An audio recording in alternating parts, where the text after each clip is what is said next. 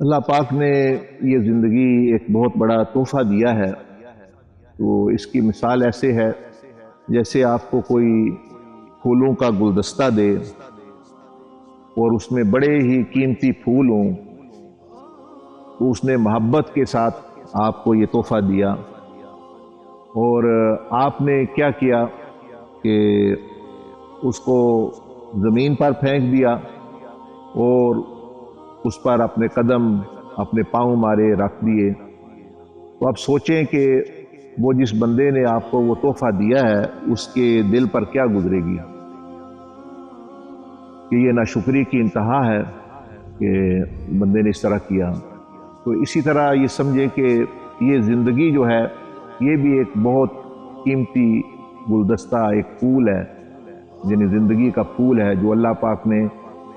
کچھ لوگوں کو عطا فرمایا، بہت ساری مخلوق جس کو پیدا ہی نہیں کیا، تو